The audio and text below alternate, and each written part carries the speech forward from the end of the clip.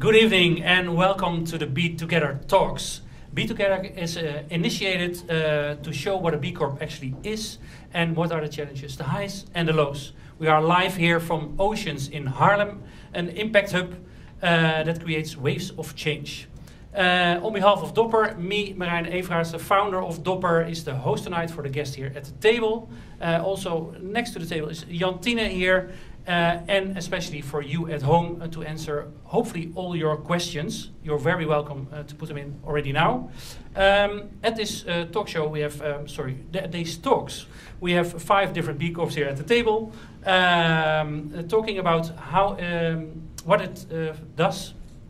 does it take to foster a better work environment. I will repeat this sentence later again.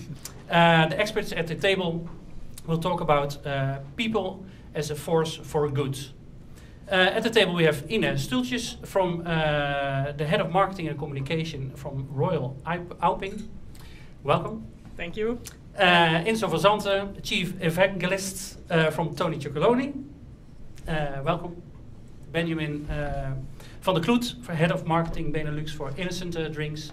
And Laura, and now I have to say it in one time, very good, huh? Vicaria, CSR manager from Mudjeans. Behind the scenes, Jantine, for all your questions, and she is the content specialist at Dopper. To understand what a B Corp is, we have a very, very short video to understand this. So let's take it away with the video. There are more than 3,000 certified B corporations in 150 industries around the world and growing every day. B Corps are a force for good in the world by adopting better business practices like better wages for workers, responsible sourcing, inclusive hiring, carbon reduction, and charitable giving. What they all have in common is a commitment to do less harm and do more good, just like you. Choose better, do better, feel better. So, welcome back. I would like to start with introducing my colleague Virginia Jankirovic. She's the CEO of Dopper, and she will tell about people and culture at Dopper. Good night, everyone. Really nice to be here today with all these great guests. And I would like to say 3 important things that at Dopper are relevant when we talk about people. And it's about our culture, it's about focus, and about appreciation. And when I talk about the culture within Dopper, the most important thing is how proud we all are to work towards a greater thing, the mission of Dopper. And it makes us so engaged with the things that we are doing every day. We are a great place to work, which makes us very proud to be. And every voice within our organization is heard, which is great. And we have an organization where we are giving room for experimenting, so trial and error. And then when I talk about focus, it's good to mention that at Dopper we have a very clear mission. So the destination is clear, but what about the journey? So we have created a one-page plan. So every person within our organization has a one-pager where it says, how can we get to that mission? So it makes us very focused to work for our focus. Secondly, we have decided to have a meeting-free mornings, so everyone can work every morning very focused on your mission, on your own one-page plan. We find transparency a very important topic, so every Tuesday we have a meeting all together to talk about the status of the one-page plan and our strategic goals. So we keep the organization very well focused. And to finalize, I want to talk about appreciation. Because at Dopper we have even a medal. So every week we pass a medal to the colleague that helped you to reach that goal that you really wanted to achieve. So this is amazing that we do this. And also appreciation comes into feedback. Feedback, we see it as a present. Even we ask for feedback. Please tell me, what do you think about my behavior? And we give feedback to everyone. So to conclude, I would like to say that at Dopper, people are really the most important thing that we have to reach the bigger mission that we have. Thank you. Thanks for that, Virginia. I'm happy working also at Dopper, as you hear.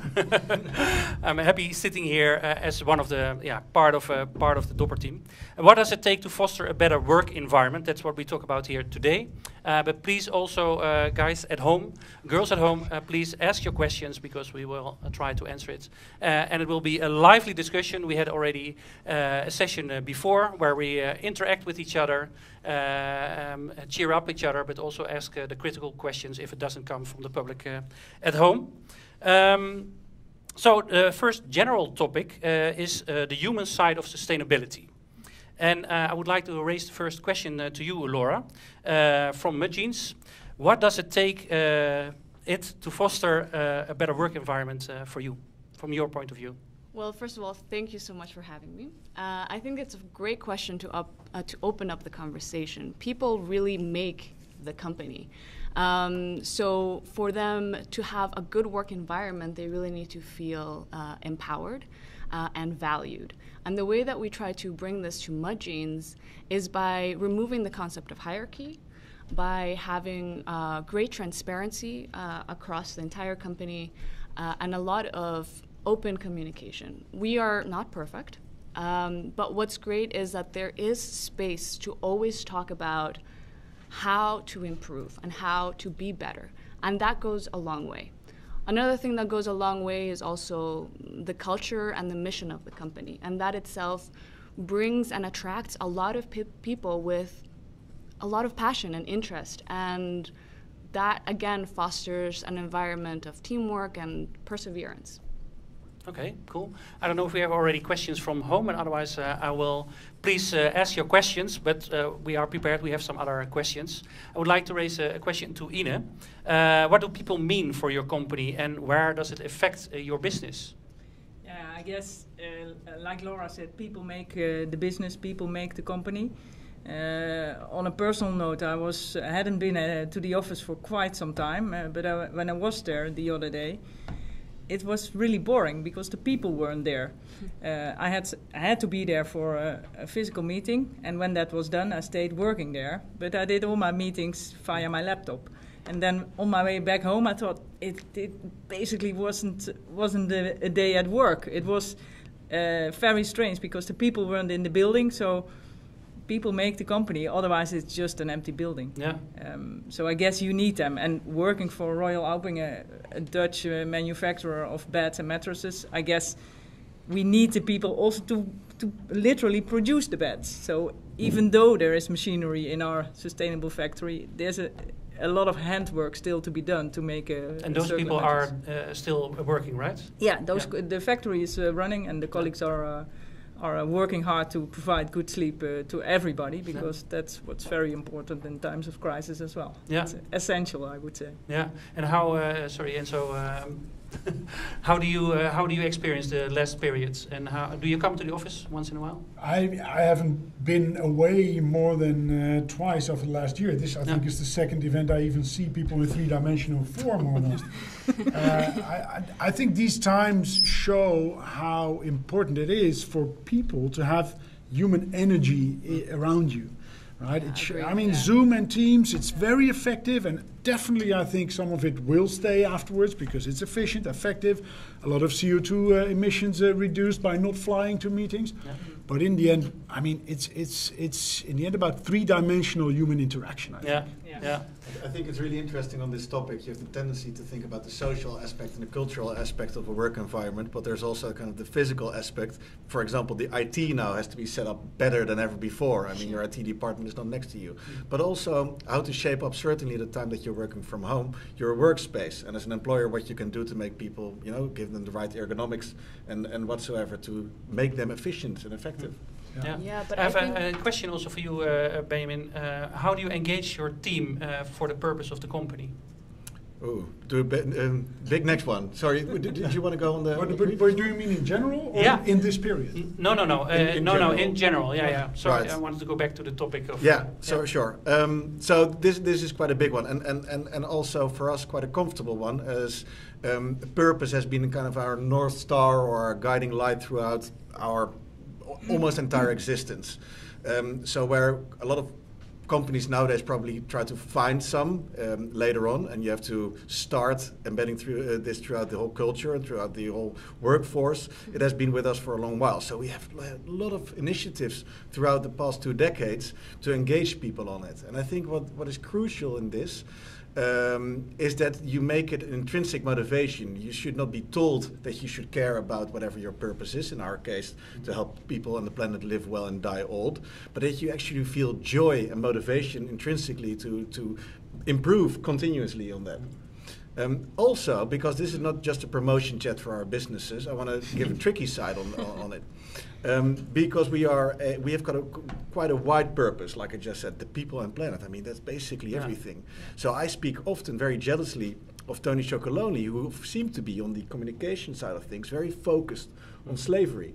And kind of the jeopardy in our very wide purpose is also that where do we speak about publicly? You know, when it's BLM or when it's the social media ban, it's really hard to make choices where you want to be known for and when you want to be silent. And how to do it correctly. I think that's really, really tricky, to be genuine about talking about people in a genuine way and coming up with arguments and bringing even issues and being vulnerable and saying, hey, we're not perfect. And I think that's also really a difficult balancing act. Do you think it's typical something for a B Corp, or is it generally speaking for every company? Well, I think it's very difficult for any company, but I think, in my personal opinion, that B Corps tend to have more of an approach to do this in a genuine manner, in a transparent manner, and again, in a vulnerable manner. They don't go and sort of say, oh, we are amazing and perfect. They'll kind of say, you know, this is what we're doing, and this is what we still need to do and fix and work towards. We have a little angle to a purpose discussion, because I believe there's such a thing as the purpose, but also such a thing as meaning. And we have a question from home. I think the purpose is very much the purpose of the company, and I think meaning is your personal, individual meaning within that company of the people. And I think once you align that personal meaning of the people with the corporate purpose, then you've reached that golden button of magic I think you can achieve as a company. And people come to your company because they are intrinsically motivated, as you mentioned, and then you are coming together. We have a question from home. Jantine, please. Yes, we have a question from Armel. Thank you for that. How has your commitment to your people and talent management, as B Corp amongst each other, into greater resilience into these troubled home offices times?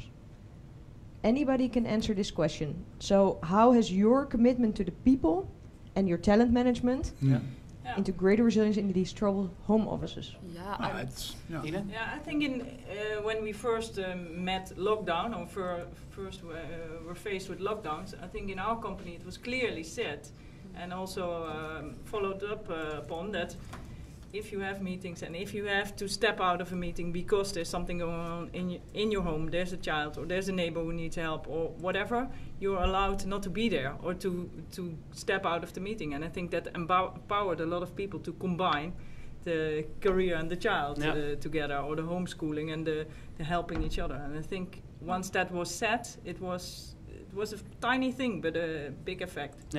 And just before the show, you said already the factory workers are still working.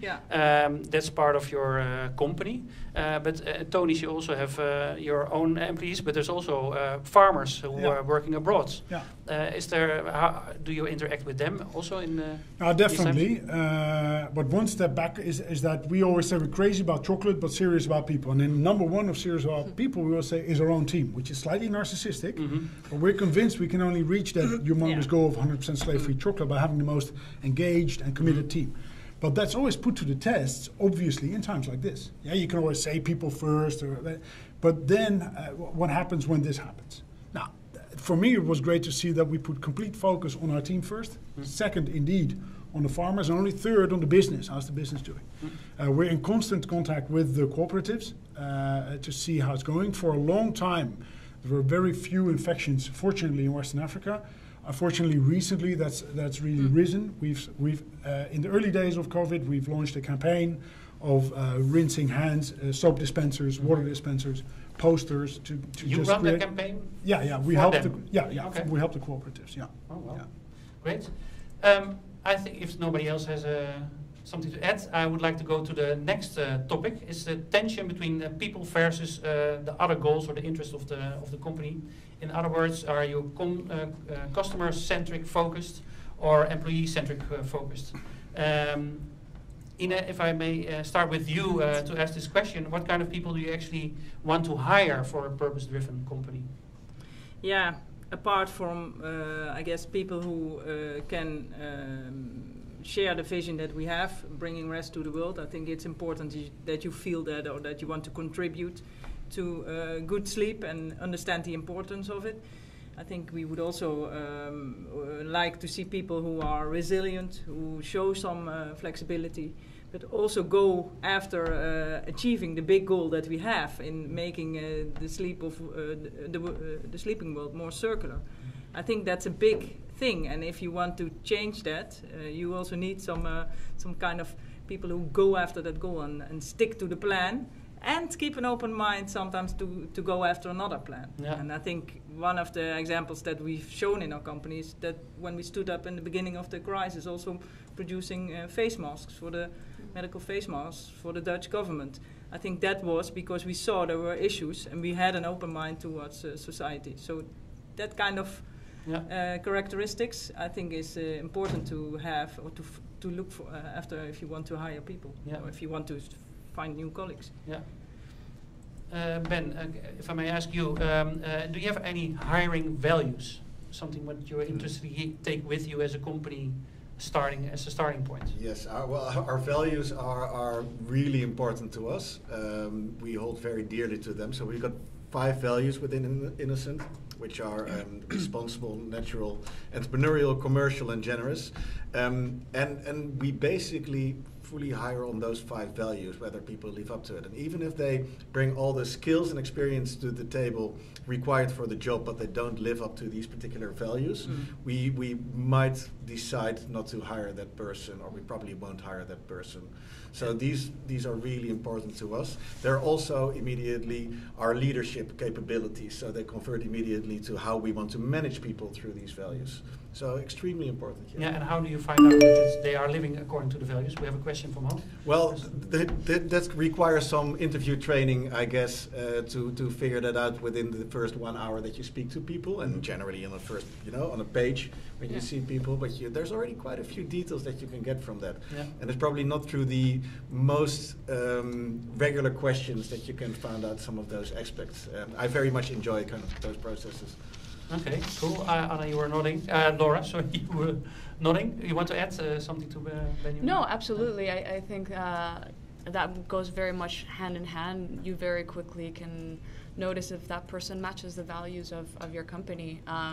In the case of Mudjeans, just even looking or thinking of all of our colleagues, there's such diversity in culture and working approach and personalities, but you do see a great genuine sort of common aspects and values, which is passion for sustainability, circularity, but also nature of great kindness and interest of being a team and working well in a team, and those things go a long way. Yeah. Ben, does the van test still exist at Innocent Drinks? What is that? What's that?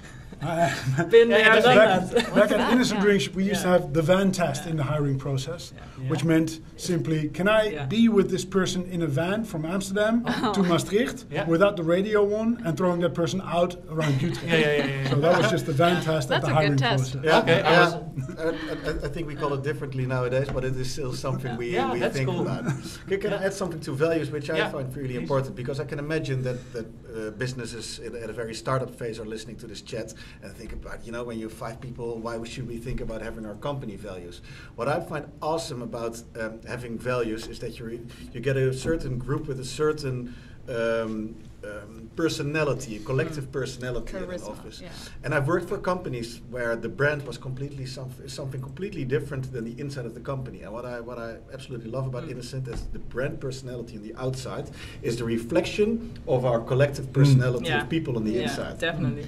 I think the values sort of translate into a culture of the company, and that culture itself can sort of help transform and push the mission forward. And That's the way I see it. Especially when a company is growing, and I've had the joy to have been working for Innocent Drinks as well in the past, and I still recognize what you are saying, Ben, because you are this collective, and you all have the same values, and you show it outside, and then it starts turning, and it starts growing and growing slowly. I think it's great to hear that that the fan test is still on. Still on. We have a question from home. Cool. Jantine? Yes, it's a question from Marieke for Laura.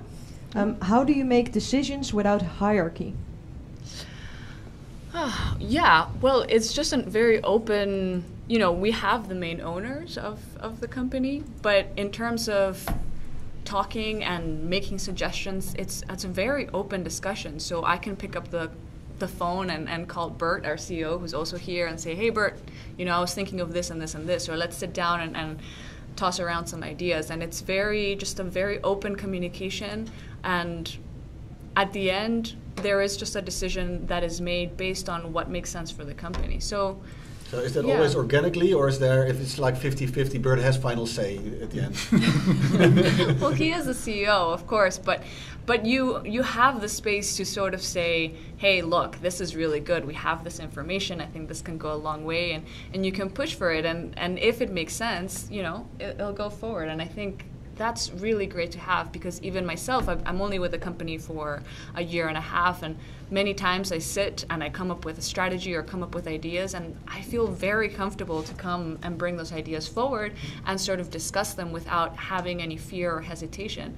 And at the end of the day, you should feel comfortable to discuss and even debate certain concepts and objectives. So, yeah. That's interesting.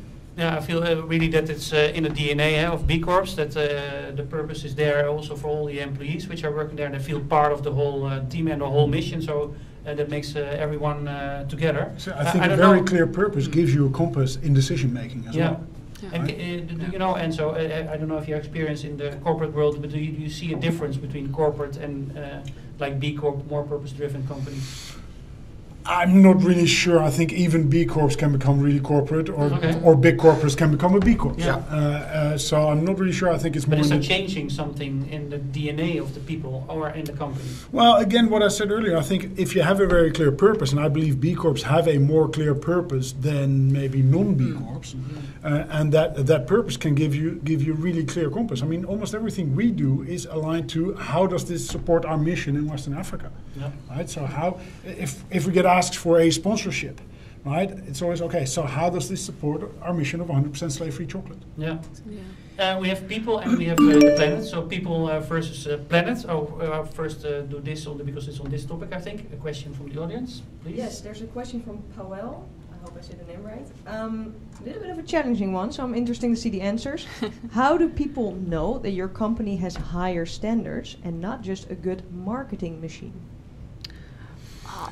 Transparency all the way. Honesty, Transparency, I hear. So yeah, I think, but it's a good point. I mean, there's a lot of greenwashing going out there, and the latest thing is obviously a lot of purpose washing. But I do believe that complete transparency, openness, a bit of humbleness gets you a long way. And also saying where do you stand? Like, this is where you want to go, and now you're there. And be open also about we're working on the rest. You cannot be done. And let's not forget, B Corp certification is a process to go through. That's what I wanted to mention. Because if you go through this process, we didn't even mention it, but the B Corps which are here on the table, they some blood, sweat, and tears went into becoming a B Corp. And it means everything in this whole document, actually, what you have to make. To verify who you are, and if you are really a B corporation good for this planet. It means if you show this to the people who come and work there, it's transparency and vulnerability. So as an answer to the audience, it would be, look for a B Corp certification that gives you a certain amount of authenticity. Yeah, that's for consumers very interesting, and also for companies. You can do a quick B Corp assessment for your company and see where you stand on the ladder of transparency, and also if you're doing good for the and it's also a great way to improve. Maybe a great cue for a little pitch on a Dutch supermarket. Well, yeah. So we managed last week. Well, thanks for giving On me the this, spot, this there we go. opportunity. We managed last week, or early this week actually, last Monday, to get our own B Corp page at the Albert Heijn online shop, which I think is a huge step forward. And we're really grateful for Albert Heijn to give us this opportunity to get our own spot there. Next step would be maybe even a labeling to all the B Corp products. But this recognition now finally, that's a major improvement. Yeah, that's not only you or your brand. No, not so only it's all B Corps. all the products which are in, because you FMCG probably B don't Corps. know, there's quite a lot of products already for consumers reachable, like Tony's. Sometimes it's on the package, sometimes not. But it's very good from Albert Heijn that they started with this. Yeah, absolutely. People and planet, or versus planet. What's good for the planet is not always good for people. So what's about attention to? I want to ask you. I mean, you have organic cotton, which is very good to make, but if it's now very good for small farmers, for instance, it's not always the case. Can you tell a bit about that? It's a difficult subject. I had quite some nice discussions with our global sustainability manager on this topic earlier. I think ideally we always choose where both benefit. So a nice example of this is that we have a strawberry project in the south of Spain, in Andalusia, near the Doñana Park, where we're all about adding the right kind of water systems. And because of that, the farmers have more yield, less wastage, but also the biodiversity grows because of that. So that's really the perfect example where people and planet can go hand in hand. But it's not always easy to grow both. I think in the last Be Together chat, I gave the example of being organic, which is in food a big thing, and we all want to be organic. But that also excludes a lot of small farmers who can't get the right yield without any pesticides. So it's a very difficult subject, which usually requires a lot of context. I think to give a little bit more of an exact answer rather than fighting always for both, I believe that as long as you focus on educating people, they then will do the right thing for planet. Quite similar to Maybe charity, not just but give them money, but educating Help them them. exactly to do better with the planet. Yeah, our approach is a little bit different. So we work with organic cotton, specifically GOTS certified organic cotton, and we made that decision specifically also because it equates or brings into the equation people. So when you're purchasing organic cotton, for our approach has been through certification. So we don't have the luxury of owning our own cotton farm or working directly with a cotton farm. But we do want to have certain visibility of the type of conditions that the people that are picking up the cotton that we use are working with. So for us, it was important that labor, human rights, and labor rights were very much part of that equation, so that we knew that small farmers and the farmers that are involved, and of course understanding the limitations that you brought up, of course, that maybe you're excluding certain farmers, but that the people that are involved do benefit from good working conditions, healthy working conditions. And you have certificates such as BCI or OCS, which are not, they're good, but they take other values, while GOTS, they're able to take not only the fact that you have about 70% of organic content in the cotton that you buy, but they also have, and this is more environmental, but they also have water management policies and chemical policies. But a big tick for us is the fact that in the process of auditing, they audit against human rights policies and also labor conditions. So those are really important for us, and that's how we moderate that. Yeah, without being able to judge because you're in a completely different industry.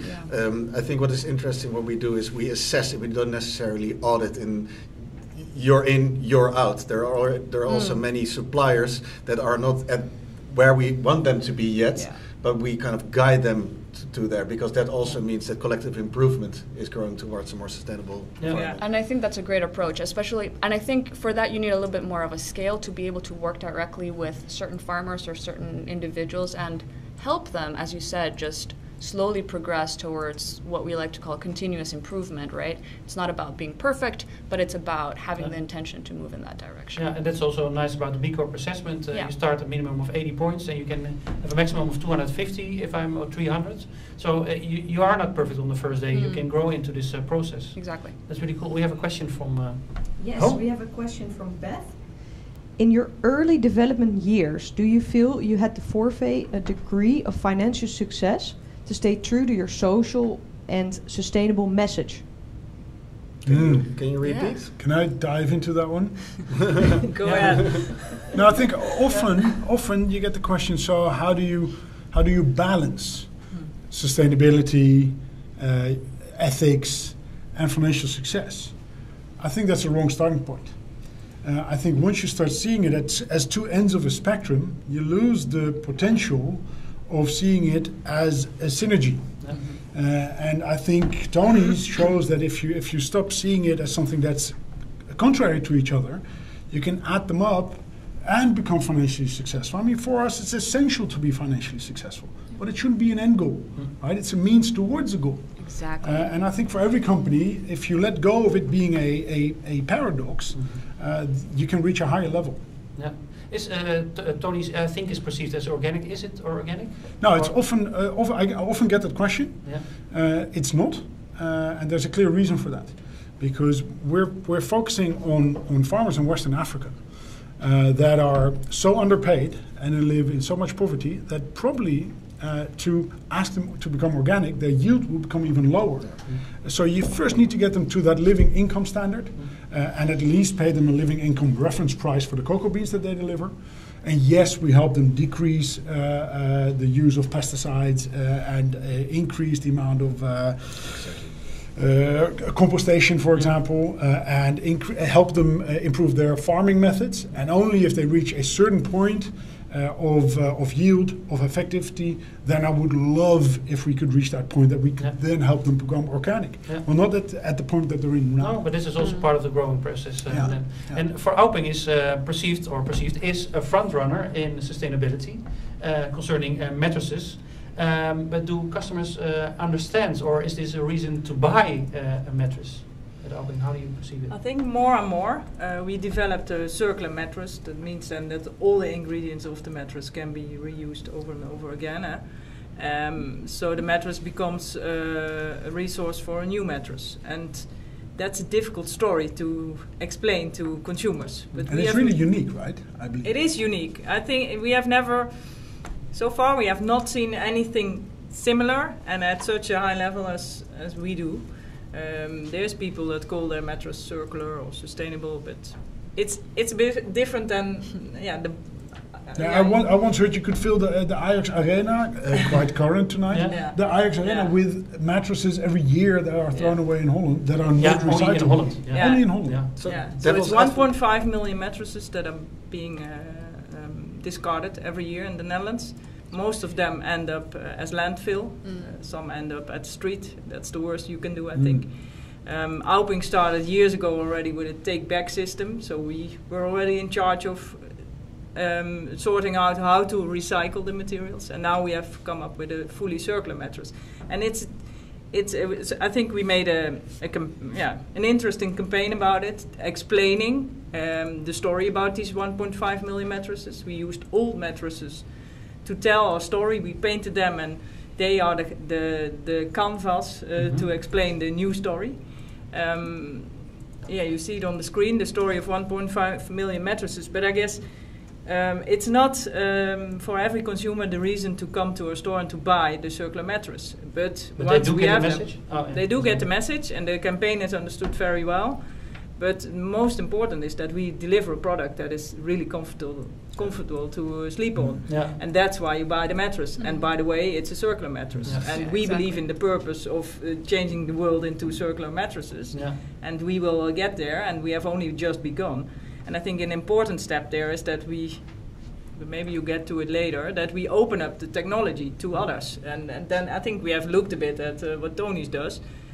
Share our knowledge with others and say, if you want to join our revolution, then please use our technology. And that's so other mattresses companies you actually invite to be part of, or you explain to them how to deal with it. That's also the collective improvement, as you explain it, Ben. Can I ask you, being the devil's advocate, do you ever get the question from people, because you're a premium bed brand, I mean, kind of the summum of what you can get, like, why should I pay as much for that because it's reused? Shouldn't it be cheaper now? Yeah, we get that for our jeans all the time. Yeah. How do you deal with Yeah, and that? I think there we have to work to explain that maybe a bit sharper, that it's not an old mattress. It's a completely new mattress. Apart from the fact that the ingredients or the materials, they have been used already in a mattress. But it's fully clean, healthy, ventilating, you make new great, materials out of it. You recycle it. Yeah. Back to the very fiber of things. So, and interesting because the other day someone said, but why is it an argument, or is it a benefit you should use to sell the mattress? Maybe you should just talk about the quality or the comfort of it. Or And the costs of an arena filled with mattresses are externalized. That's a problem with sustainability. And that's also a thing that we are working on. We are collaborating with competitors to come to a standard to this to help The Hague actually in the Netherlands to come up with policies because as a manufacturer in the end we will be held responsible for the products that we put on the planet. But I think this is a great link in the way how B Corps think about people, and it isn't just the people in our companies, but B Corps actually also think how their decisions impact communities. So you deciding to create a circular product affects the local Dutch community. You pushing certain policies also affects the Dutch communities. And also us, we're working in circular denim, circular fashion, and just like you guys, and again, I think this is also part of B Corps, we love to share our knowledge, and we are pushing innovation, but sharing that knowledge so that anyone can take that and apply it in their own businesses. Again, having a global communal impact and just, using our business as a force for good. Yeah, awesome. No pun intended. We have another question from home, Jankirovic. Yes, interesting question from Jelmer. Without diminishing accomplishments, this is also the time for urgency. How do you combine your optimism with the ugly truth? Wow. So throwing by incorporating that urgency in your business, I think we're an annoying company to many because we keep pushing and pushing. But at the same time, you need to also cooperate. But I believe I think maybe that's the energy that many B Corps radiate. That sense of urgency, indeed. I agree. It's clock is ticking. Yeah, for us, for example, COVID has also brought out a lot of the reality of the climate change issue, global warming, and sort of the negative effects that it could have. And also during the COVID period, there was a very bad reaction of the fashion industry and how it reacted towards the cancellation of multiple orders and the impact that it had on the people, the garment workers.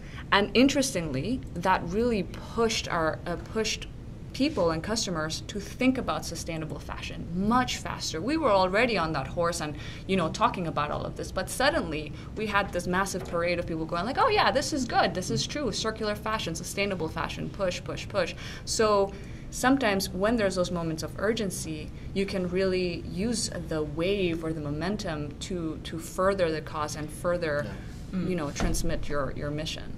So do you now feel then that it's easier to push that mission, or that more people buy into it? Sometimes, yeah, absolutely. There's definitely a wave now. We have the European Green Deal. Here in the Netherlands, we also have this denim deal happening. There is definitely a push towards becoming more circular for us specifically as a circular business. That's really interesting. I think the Netherlands wants to be fully circular, I believe, by 2050, if I'm not mistaken. So that's really interesting. Yeah. I would like to ask you another question, because we'll actually go to the next topic, because we were talking about people versus planet, but people versus profit is also there. How do financial and ethical targets move together? This is a great one, and you were touching on that briefly before, right? I mean, a lot of people think that sustainability and profit or circularity and profit are a paradox. But the reality is that for a business to function and be successful, you need profit, you need money. But I think what makes the real distinction is the mandate or the mission of the company, and how they use, whether or not they use their profit or their money to push forward that objective, right? So in the case of Mud Jeans, our mission is to live in a world without waste, is to really incentivize the fashion industry to produce in a circular way and consume in a conscious manner. And we do this by making circular denim and saying, hey guys, it's possible. Here it is. Go do it in other areas, you know? And so, but to do that, you need money, you need profit to work with post-consumer recycled cotton, to create a product that uses no toxic chemicals, to create a business model where we can take back your jeans, literally recycle them, and literally incorporate them back into making new jeans. Yeah. For that, you need money. You also need money to continuously push for innovation. Now we're talking about making a pair of jeans that's entirely 100% made from post-consumer recycled cotton. Pushing innovation and working with really exciting companies, you need money for that. But to answer your question more directly, I think what really makes a difference is that you are setting your financial targets to meet your people and your planet targets. And that's what really sets the difference. Yeah. Inzo and I we're also discussing this topic prior to the session during dinner. Words like profit and money are kind of almost dirty words when you're when you're a purpose-driven company. I think you want to have the conversation about size and impact. In our particular case, people consume anyway. They're going to drink drinks anyway. Yeah. So if we can offer them with better recycled plastic, with less carbon exhaust, that means that the bigger we are, the better we do for the environment. And that's the driver behind growth. Not necessarily money, it's the impact scale. Yeah, that's spot on. Plus the easier it gets for a consumer to contribute to it. Exactly, the accessibility increases. Exactly, making it an easy choice. You know, one thing for us in sustainable fashion, you have people that are really motivated to, be sustainable, and they'll spend half an hour researching what is the best white organic cotton to buy. But most people don't have that time or interest, and with size, with scale, it suddenly becomes an easy choice. Yeah, and it's part of your view every day. Yeah? Exactly. If there's more of B Corp products around you, it's easy to make the choice. Exactly, and by making that easy choice, you also have a bigger impact, a bigger positive impact on society and the environment. Yeah, I think we have a question from home. Yes, we have a question. We touched up a little bit, but it's interesting. So, given the current pandemic, do you see any significant impact within your industry towards a greater purpose/profit balance? Yeah, it was. But at Mud Jeans, there is this transition, I think. Any other brands that would like to touch up on that? I think definitely. I think you can. I mean, don't get me wrong. I mean, on micro level and also macro level, this pandemic isn't fun at all. But we can also use it as a catalyst for change. Mm-hmm. And I definitely think governments can use it as a catalyst for change, honestly, right? And a newspaper yesterday said that only 18% of all the government support has actually gone into a greener society, which is unfortunate because we could have used it to accelerate change. Mm. So yes, there are great opportunities at the same time. And I think these times show us how important it is as a society that we're not individuals, as companies, as countries, we're not individuals, right? We're all on the same friggin' tiny planet, and it's all interconnected. Well, it's an interesting one. We're actually conducting a research at the moment with, businesses were already in that direction of greenifying, but I was afraid that like in a few months after this pandemic started, that people were so self-centered, so self-focused for economical reasons, or the household challenge, that sustainability, Mother Nature, was being left out of discussion a little bit. But you also see people going into nature, appreciating nature more. So I'm really curious to see what our results will be if we care more or less or equal than before now. But and a question out to the table.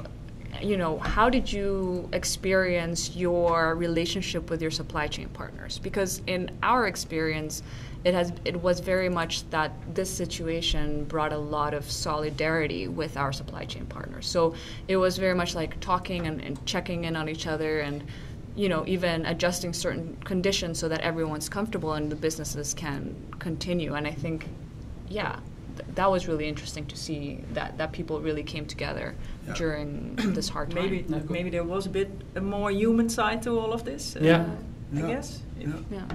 Yeah, and I'm not sure, Ben. It's at the same time you also see this movement. Definitely in the beginning of the COVID pandemic, maybe we've gotten used to it now already. That you saw communities reaching out to each other a bit more than I was used to, right? And organizing stuff together, getting food trucks into your neighborhood to support that food truck as well. So this is slowly fading out right now, right? Well, or it has become normal. So it's also like it was tough for us not to be able to go to Ghana and Ivory Coast, to the cooperatives that we work with, have face-to-face contact with the farmers. But at the same time, it has increased the infrastructure that we have with them to be in contact with them on an almost daily basis now. Yeah. So there's on the business side of things, I agree. The thing is, on the consumer level, generally, most B Corps, we investigate a lot of time and effort and money into becoming a good brand. Like I said last time, it's harder to be good than to be bad in business. So that means that often our products cost a little bit more, and when your pockets are a little bit emptier, which is often the case right now, then where do you make your decisions? And you do see in FMCG that the budget price levels are increasing at the moment. So it's not just the conscious decision of still owing up to nature, but it's also what you can afford at the moment. That's a difficult one. True. Guys, if there's no questions from home, I would like to move. There is a question. There's an interesting question. Okay, let's go. They're all interesting, but this one I'm also After personally that, we will go to the last topic. Curious about. How? Yeah, that was the question. How do B Corps react, so you guys, to close competitors also becoming B Corp certified? Do you see this as a big step towards your common goal? No. Or is it rather a threat of taking away some of your customers? No, bring it on. Bring it on! Collaboration is the new competition, I would say. Please, and again, it's because we're all on that one planet, and we need to all move towards a society that's more inclusive, more diverse, more empathetic, more loving, and we can only do that by collaborating also. Yeah, and I think this is what I really feel typical for B Corps. Or social enterprise in general, but what I didn't see in the business world before. That actually we want that there's more people and more companies joining, and then make, as a force for good, move things forward. Yeah, and I also think that it's a challenge in sustainability over the years has been that sustainable initiatives were quite fragmented. And by working together, we have a stronger say towards non-B Corps that we can inspire to change them as well. Yeah, for sure. I think Laura's example was really explaining this question. I mean, 20 years ago, every company would have trademarked this, and now you're saying we want to share it proactively. Massive change. Yeah. Cool. Thanks for now. Topic 3 is coming up: diversity and inclusion. Of course, it was very hot last year as well, so we would like to go there as well. Laura, may I ask you, how can we be more inclusive and diverse? Yeah. You know, even last year when the Black Lives Matter movement took place, Mudgeons did a lot of reflecting on this matter, on this topic, as I imagine many of us did. And, you know, our first reaction was like, no, guys, we're so diverse. I mean, we have people from like India, Colombia, Australia, like even the dog is multicultural and from, you know, Sri Lanka, you know, adopted from there. So we were all like, no, we're set, we're good. But then there was like a second reaction to that, and it was like, why are we being defensive about this? This is strange. And also, like, is it enough? And it's definitely not enough just to be anti-racist. And so there needs to be a further discussion on that. So in my role as a CSR manager, I took back and I just tried to understand a little bit what we could do, and I didn't know what to do. We're also a very small company.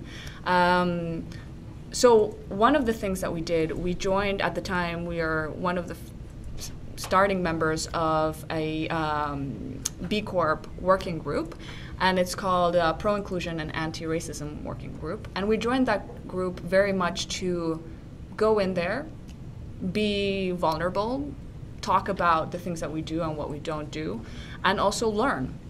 So, and the reason why I'm also mentioning this here today is because it is B Corp Month, and this working group is actually having a really cool event on the 25th of March, and we have some really great speakers coming to talk about different topics within this inclusion and anti-racism and the work environment discussion. So I want to invite you all, and also all of our listeners, if they want to join. If you're interested, you can find the event on Eventbrite, but also B Corp website, and of course our website, social media. So if you're interested, please join. But going back to the question, that was really very much a platform where we started having that discussion. And as a result, we said, okay, we need to start working with more diverse models. We also decided to permanently include in our sustainability report a section on inclusion and diversity, with the purpose of permanently discussing this, making a space where we can measure our progress and talk about what we're not doing right. Because what we didn't want to do, and again, this is just trying to be genuine and very honest, we didn't want it to be just a hashtag movement, Instagram movement. We wanted to say, okay, this is a problem, and we don't want to just be anti-racist. What can we do? How can we create a structure, and especially as we grow, a structure in the companies so that we grow as a diverse and multicultural company? But also, how can we then also ensure that in an entire supply chain, we are supporting and empowering our partners to do the same thing? And it's a hard question, and I don't have the answer. But what I have been trying to do is sort of just set the stepping stones to figure that out. Yeah. Yeah, I can imagine also Black Lives Matter. It's already here at the table, but also has an impact on the company. Enzo at Tony's, what happens? Well, it's very much in line with what Laura said. So it really opened our eyes, and really, most importantly, started a discussion internally. Started also ourselves being more proactively outspoken about it, also supporting initiatives. We had a lot of breakfast sessions, as we always had, but this time really on the topic. So with the Black Archives from Amsterdam, Jeffrey Afriye, Akwasi, obviously.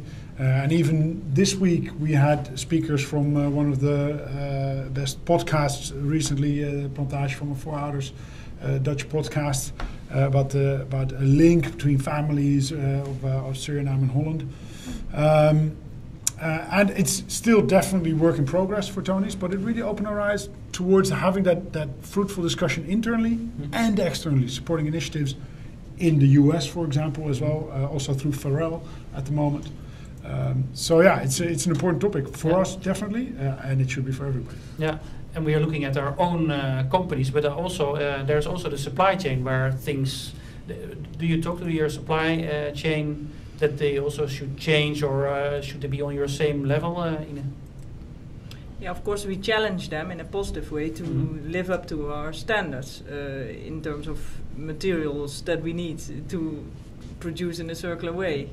I think we will also have discussions about them, about circumstances in the supply chain. But we are a Dutch company, and we try to source as local as we can. So I think the issues raised here, I don't say they are not there, but they are, for us, not so. Yeah, when you get more from abroad, you say then it's more from abroad. Yeah. Exactly. Yeah, but we just started incorporating social questions about inclusion and diversity into our assessment with our supply chain. I think this is quite a recent development in general. What is a question? What do you mean by a question? We've got questions, for example, about gender equality. So females in the top is a very important thing in there. Wager inequality in general is low incomes.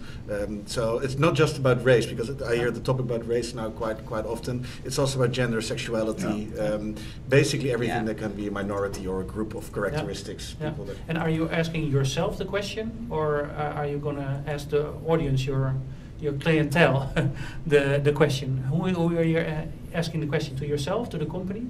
What do you mean? To integrate it more on all these topics, or? Well, no. I mean, yes, we are very focused on integrating, and let me definitely state I'm not an expert on this topic. We've got people far smarter and far more educated on this topic than myself. But what I do see is that we started already years ago on this, so it's something alive and not just jumping on the bandwagon since last year, and that we are really making this very verbal, so it's very loud within the company. And you also said you have to open up the discussion internally and externally. Let's face it, this is a very sensitive topic.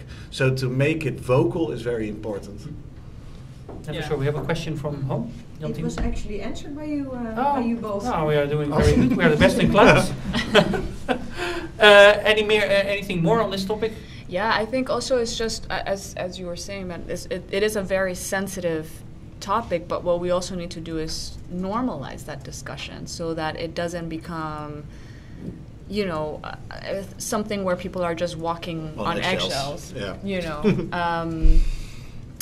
that was just my thought. Yeah. And that's a difficult one if you work with different cultures. Some things can be said in Holland, for us Dutch, very bold and brave people. But in some cultures, maybe some things are not that outspoken. So that's something it's quite a lot of thinking behind that. Yeah. What I really like is that we're not talking so much about COVID, but there is a back to normal. Is there a back to normal coming up or not? What do you foresee? I hope so. Now we are sitting at home, most of us. Quite definitely not going to say something completely unique here. I guess most business are kind of forecasting a similar picture. I don't think we'll ever go back to where we were. And I think something beautiful that we all showed in the past year is that businesses, our managers, our superiors can trust us to take up the responsibility to still. Even more, I think the work-life balance has shifted a little bit to the wrong side because our meaningfulness, our zingeving, has shifted to work because there's not much left.